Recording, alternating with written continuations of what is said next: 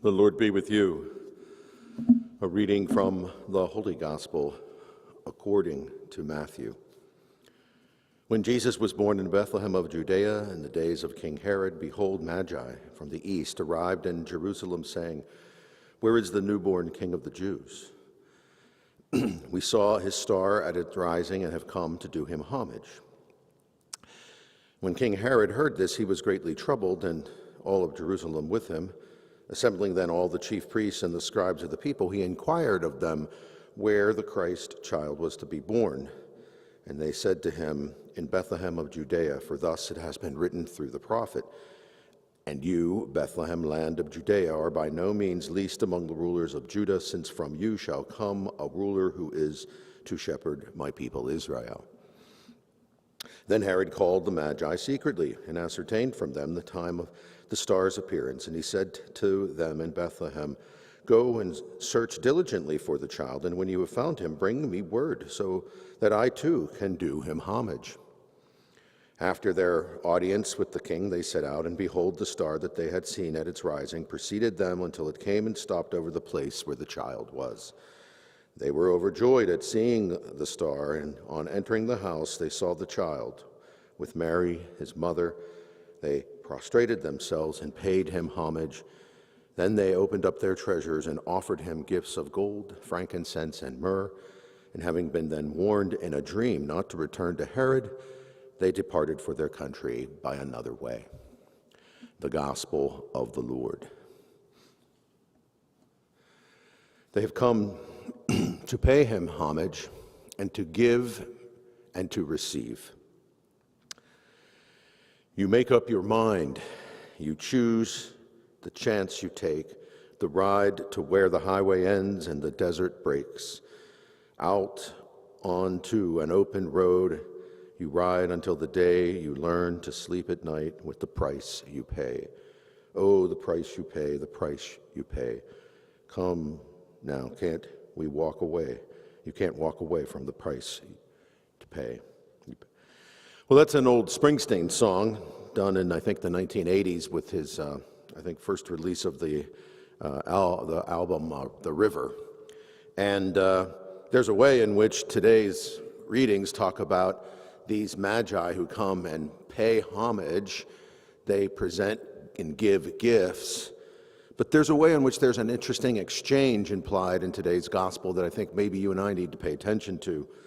That there's a way in which we should understand more deeply exactly what's being given and received in here. And it might teach us a little bit in this new year on this Feast of Epiphany, how maybe you and I need to have an openness and a greater imagination about what are real gifts that we can be and give to each other by God's power and God's grace. There's a little bit of research I was doing about these magi and who they are, and there's lots of theories. We don't know a lot about them, but the basic claim is that they feel like these are either some kinds of priests or alchemists or some people would even call magicians. Some of them may be priests of Zoroastrian or pseudo-Zoroastrian religions coming out of the East in what is now Iran. And of course, the gifts that they give, they are not particularly practical. You know, they're valuable, that's for sure. They definitely would be gifts to give a king, because they're sort of the kind of gifts of excess, you know, gold, incense, and myrrh. Whereas the family that they're encountering, this family probably could use things like diapers for a baby, food, because they're basically now refugees and going to become refugees. They have to flee, and therefore also some assurance or some way they can help them be safe, because they're threatened by their own government. They're under the threat of their own authorities around them, and they have to flee. And so there's those. They're not particularly practical gifts. Those would be better gifts for the family. And yet, the interesting thing is the Magi themselves receive an incredible gift. They're, first of all, strangers who are welcomed by this family, a family that's, as I said, living in fear. Why would you welcome these strangers whom you don't know where they come from and what's going on with them? And so there's a way in which they are giving a gift of hospitality to these foreign strangers who come bearing gifts. And then, of course, the greater gift that the Magi give them is they warn them about Herod. They know not to trust Herod. They've had their encounters with him. They've in some ways dealt with the authority and the power around this family. And so the Holy Family, Mary and Joseph and their child, they learn a bit of advice from them and good counsel on how to avoid the government coming after them, as would be the case. And so there's a way in which they exchange more interpersonal, more human values and gifts with one another that is probably more important in this scene. And it might be something for you and I to pay attention to. How is it that we can pay attention in an openness to one another and a care for one another that is really helpful, especially maybe in the circumstances in which we find ourselves? We've been through a year in which I believe we live in the midst of an increasing cruelty in our midst, especially in our own country here. And yet, we don't always know how to respond to that or how to be supportive of each other in the midst of that. Those who are what we called during the pandemic essential workers, people who often are coming from other countries because they offer skills and services that we don't normally have in this country. Those people have been under attack in all kinds of ways, even if their situation is completely regularized and it should be secure and safe, but they don't feel that way, and they unfortunately they can't.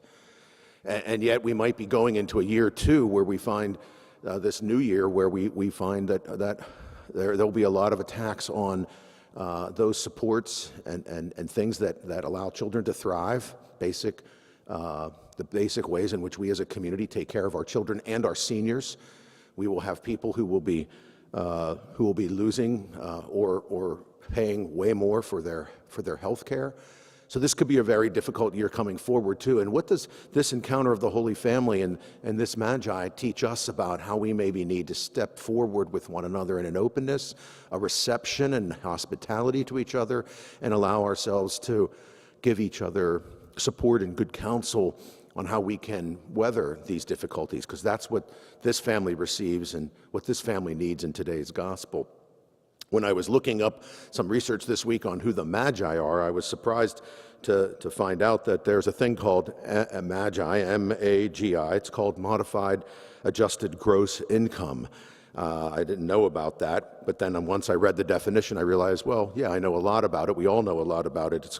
It's the adjusted gross income after certain deductions and credits, and it affects your ability and eligibility for tax benefits, retirement accounts, health insurance, and et cetera. Magi, M-A-G-I. Well, there might be a way in which we need to pay attention to the Magi in the year to come for all of us, especially for those who are most vulnerable, paying attention to how we do care for each other and how we make ends meet and how we as a community are allowing one another to not only survive but to thrive. In that order of things, we need to be able to do that in a world that, as I said, may be increasingly cruel or certainly precarious and for all kinds of reasons unstable. And so we might need to figure out in this year to come how to be more supportive of each other, and it may be precisely this message and this encounter that we celebrate on this Epiphany at the beginning of this new calendar year, that we can say, let us be gift to one another.